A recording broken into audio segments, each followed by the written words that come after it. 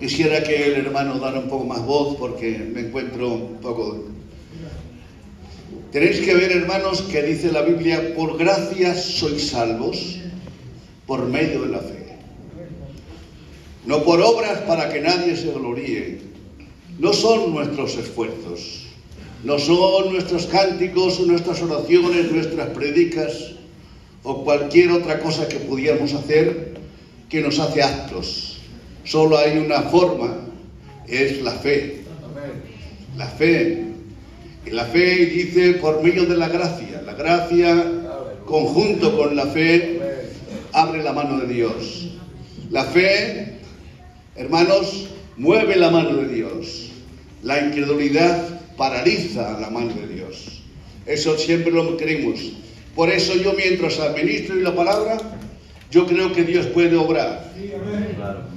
Yo creo que Dios puede obrar. Yo no sé, milagros, prodigios, no sé lo que va a pasar. Pero yo creo que Dios puede obrar mientras yo administro la palabra. No hace falta dar muchas voces ni muchos saltos, porque el poder de Dios obra en cualquier de los aspectos que nosotros queramos. Por eso, dice la Biblia, tenemos un versículo que es la fe. ¿Qué es la fe, hermanos? La fe, precisamente, es una medida, ¿verdad? Hay dos clases de fe: la fe que salva, porque sin fe no es imposible agradar a Dios. Es imposible que agrademos a Dios si no tenemos fe. Así lo dice la Sagrada Escritura, ¿verdad? La fe. Luego está el don de fe, que obra milagros, ¿verdad? Pero nosotros tenemos la fe para mantenernos en el Señor, la fe que nos puede salvar, entrar al reino de Dios en el nombre de Jesús. Hay un texto en la Biblia que me ha llamado la atención, y era de una pobre mujer que estaba muy enferma. Se había gastado todo su dinero en médicos. Tiene una enfermedad en la cual era un flujo de sangre, la cual perdía la vida.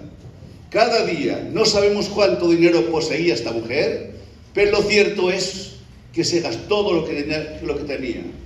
Pero un día entró Jesús por allí, y ella dijo entre sí: si tan solo pudiera llegar a donde está Jesús, si tocara su manto, yo sería sana. Eso era fe.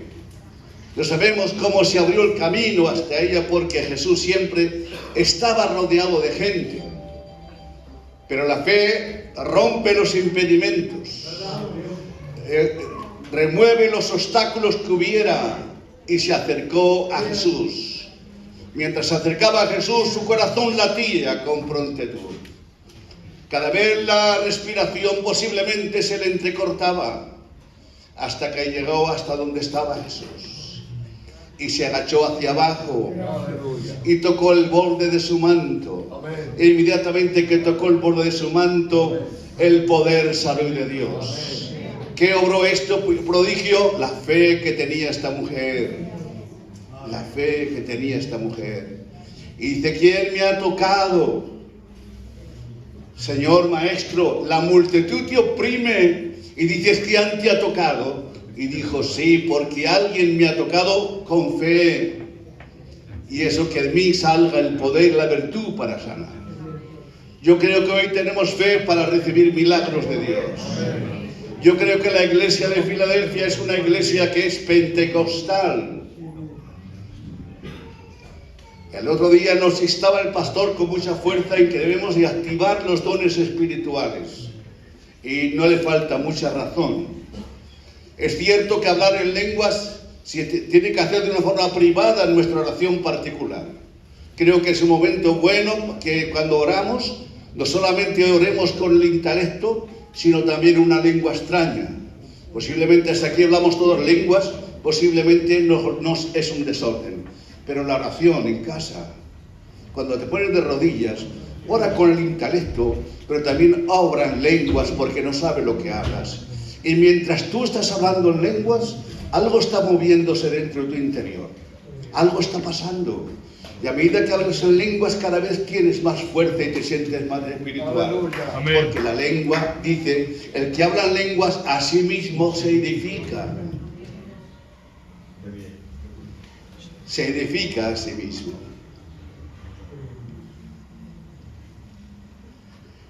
Voy a contaros unos testimonios para activar la fe. Hace años, en Zaragoza, un culto, y en aquel culto, ya sabéis que los coros, la iglesia, son mucho ruido.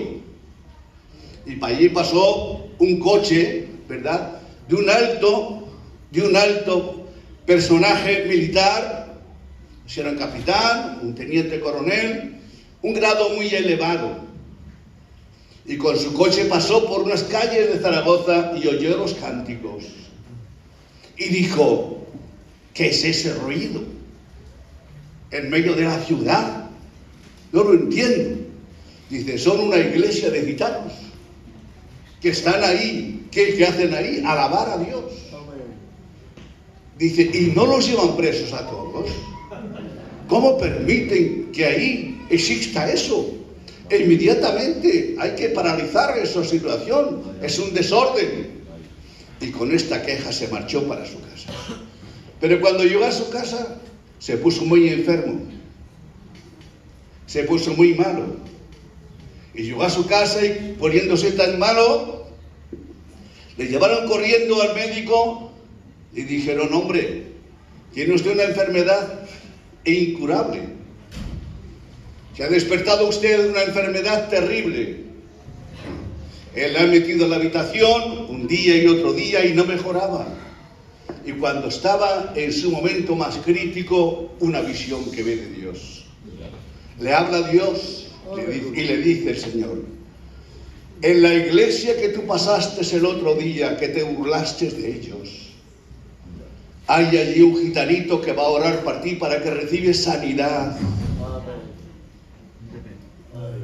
Fíjense.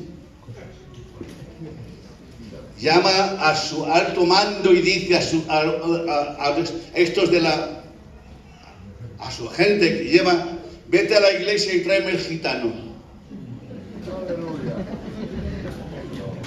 Y allí se va la guardia, ¿verdad?, el destacamento, y va allí a la iglesia. Y como entran con una reverencia terrible, ya no se burlaban, ahora ya entran con mucha reverencia. El señor pastor, ¿dónde está? Todos los gitanos, cuando han visto a la Guardia Civil entrando por allí, estas policías, se han muerto todos del miedo. Y le dice: no tengan ustedes temor, venimos a buscar al pastor, pero no para llevarlo preso. Le venimos para que ore por nuestro comandante en jefe del distrito, que se ha puesto muy enfermo, y Dios le ha dicho que ore por él. Cuando él entra por la puerta, hermanos, cuando él entra por la puerta, grita el Señor: este es el que yo vi en visión, que oraba por mí, este es. Hermanos, oró por él y la sanidad fue instantánea, porque Jesús lo puede hacer. Qué bueno.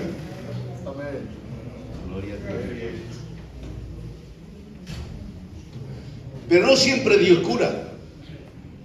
Pero tenemos que aceptar la voluntad de Dios como tal. Una niña muy enferma, 12 años, muy enfermita, muy enferma. Los padres atribulados, única hija, y le dice a los padres: ore por ella, pastor, ore por nuestra hija, se va a morir. Hemos orado, hemos ayunado y no tenemos respuesta de Dios. Es imposible.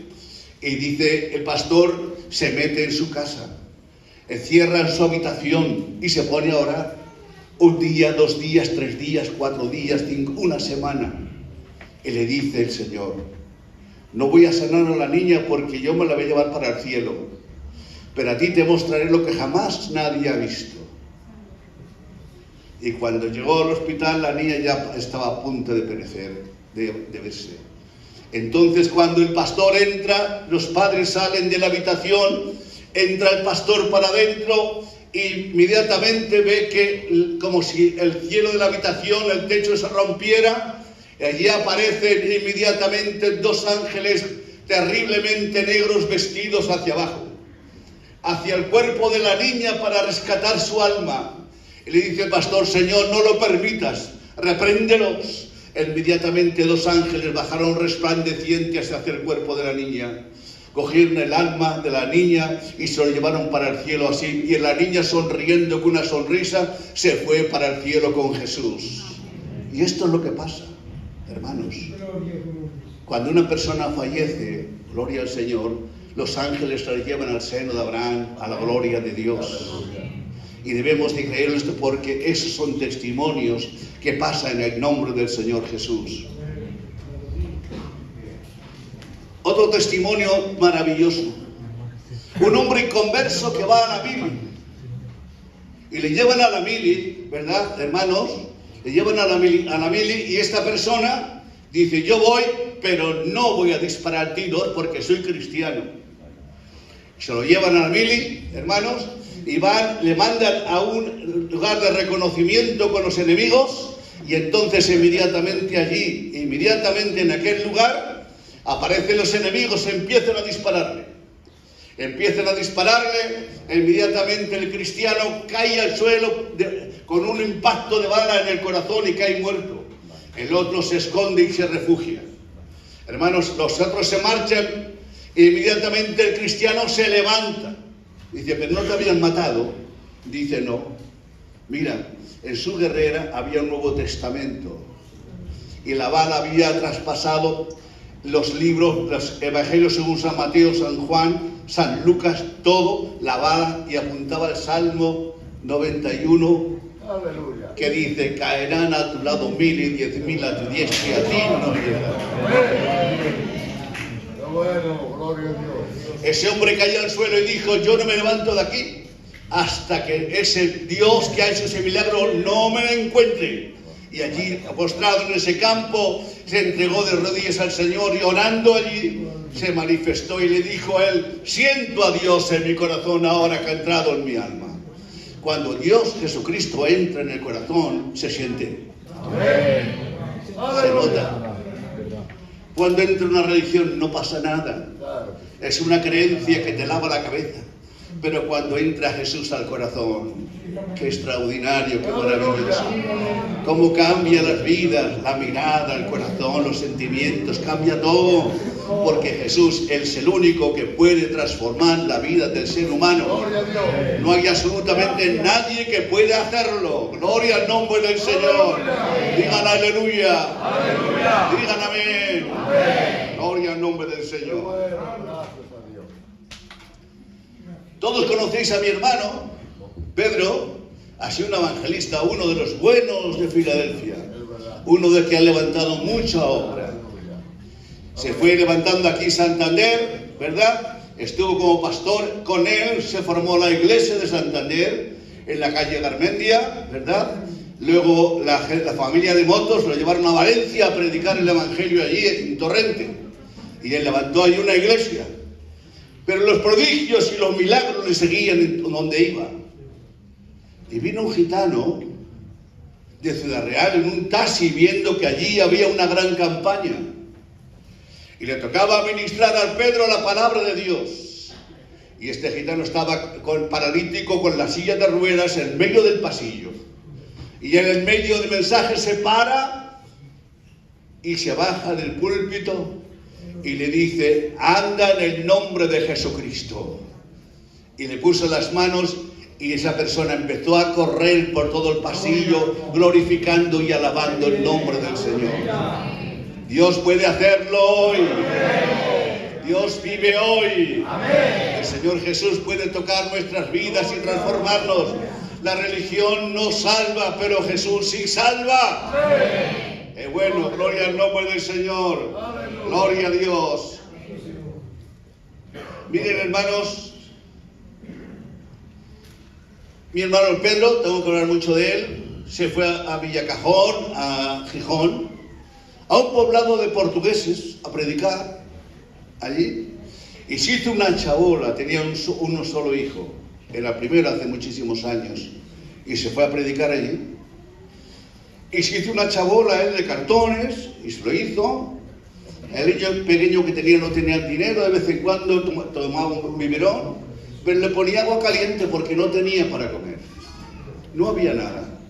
Y al niño para alimentarlo le ponía agua caliente para que tomara. Y un día viene un mangante de estos y llama a la puerta. Le dice, ¿me hospeda usted? Dice, claro, mire, compartimos lo que tengamos, aquí se quedan. Pero a la medianoche, hermanos, se ha manifestado el demonio en él. Se ha manifestado el demonio en él. Ha empezado, hermanos, de una forma terrible a manifestarse, a atentar contra la vida del niño, de su mujer, y él se levanta de él a la medianoche. Empieza a orar. Y, hermanos, en un cuarto de hora el demonio salió de él. Echó fuera en el nombre de Jesús. Ha pasado 15 años. 15 años han pasado y estamos en Torrente desposeyendo a una poseída. Y en ese momento en que él está en trance dice, eres tú eres quien me expulsaste de un cuerpo de un mendigo en Villacajón, en Gijón, y ahora vienes a echarme de aquí en este lugar. Dice, he venido contra ti en el nombre de Jesucristo. Porque Pedro era un hombre de fe, de testimonio y un hombre con mucho poder. Y inmediatamente ese demonio salió fuera en el nombre de Jesucristo. Porque no hay nada imposible para Dios. Digan aleluya. Digan gloria a Dios.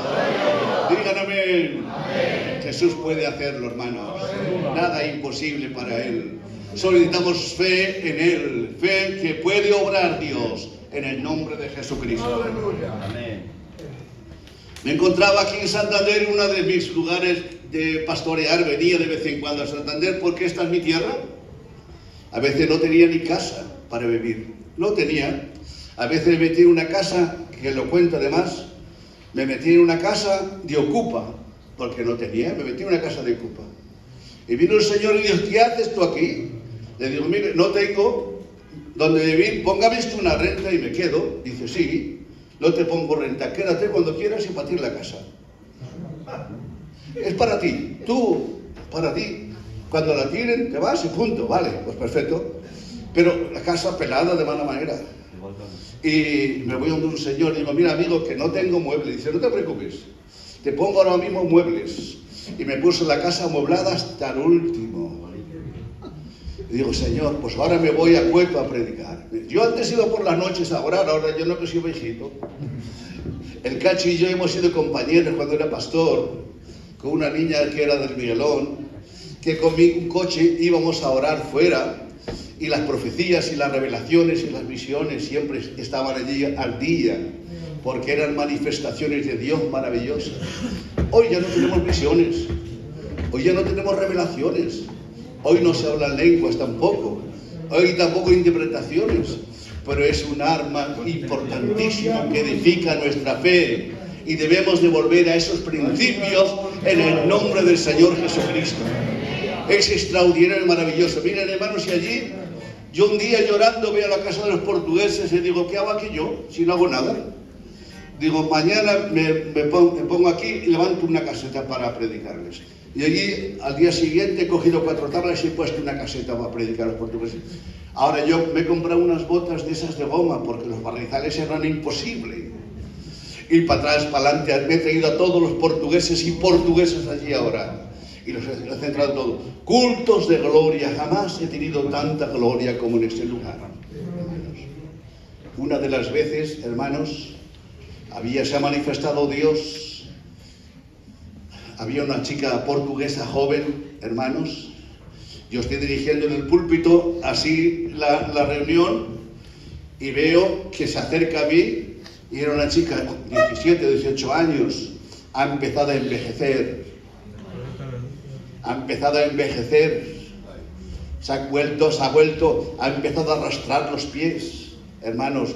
Se ha vuelto una vieja de 80 años. Se ha acercado, hermanos, manifestada, Yo le digo, te reprendo en el nombre de Jesús, cayó al suelo. 5 o 6 hombres no podíamos con ella. Los saltos que golpeaba, hermanos, y esto precisamente oramos por ella y Dios la bautizó del Espíritu Santo y fuego. Solo el poder de Dios puede hacerlo. Me lleva Dios a Alicante, a la iglesia. Ha habido una iglesia maravillosa, ha habido unos problemas, la iglesia totalmente destrozada, y me llevan allí los hermanos, el responsable me pone ahí de pastor, vale. Y al lado es un pueblo que se llama Elche, está al lado. Bueno, yo estaba pastoreando la iglesia, pero allí acontecía algo terrible. Había un gitanico, se había muerto un hermano suyo, y cada 3 meses o 4 meses venía el defunto a llevárselo a su hermano. Venía, dice, ya viene. Todos en la casa, ya vienen todos atemorizados, las puertas se abrían solas, se lo cogían y se lo llevaban en volandas, le llevaban 4 o 5 horas y después de 4 o 5 horas lo tiraban allí en el suelo, hermanos. Los palizones que le imprimían, los golpetazos, hecho polvo de tal manera que era imposible lo que traía esta persona. Pues viene al culto en Alicante y yo estoy predicando sobre la victoria de Cristo en la cruz. ¡Qué coincidencia! Todo el culto era un culto grandísimo, todos sentados así, todos, y yo administrando la palabra, diciendo la victoria de Jesús en la cruz del Calvario. Y miren, hermanos, cuando viene, entra esa gente, se sienta en un banco. ¿Ustedes han visto esa serie de La Masa? Exactamente igual. Mientras ya ministraba, empezó a crecer eso. Era un hombre de unos 70 aproximadamente. Ha empezado a crecer. Yo, cuando lo veo crecer, la iglesia cuando lo ve, se han marchado todos, o han dejado la iglesia sola, solo. Los 3, 4, 5 candidatos que estaban solo, muchos hermanos, allí, le digo, no iros, quedaros aquí conmigo. Quedaros aquí. Se han subido arriba los muchachos, se han subido arriba, llenos de miedo y de temor, porque al demonio no se le puede temer. No se le puede temer. Cuando le temes al demonio, mal asunto, compañero.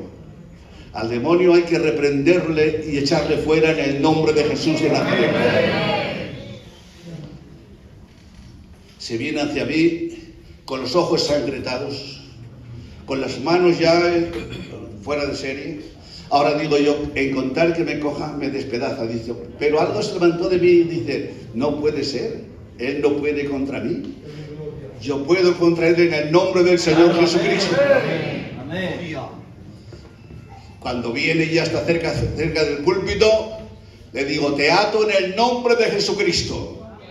Y cuando le dije te ato en el nombre de Jesús, cayó al suelo espanzurrado todo lo que era. Aleluya. Cayó al suelo, hermanos, e inmediatamente empezaron todos los candidatos, nadie podía con él, hermanos, y quedó libre en el nombre de Jesucristo. Ya no vino más su hermano, ni su amigo, ni su compañero, un demonio que le estaba perturbando y asangrando la vida, dándole palizones. Se bautizó él y su familia y están convertidos en el nombre del Señor. Esa obra solo lo hace el Señor Jesús. Solo lo hace el Señor Jesús.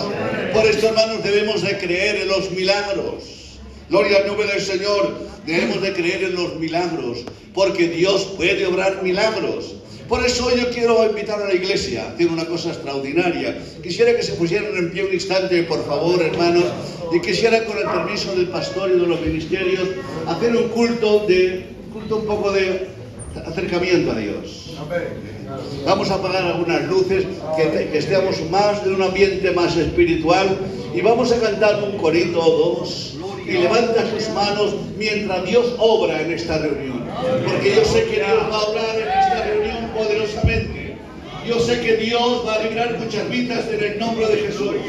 Yo sé que Dios puede sanar enfermos en el nombre de Jesús. Yo creo en ese poder manifestado en el nombre de Jesús. Vamos a cantar unos coritos y levantamos nuestras manos, esperamos el poder de Dios que se manifieste, hermanos.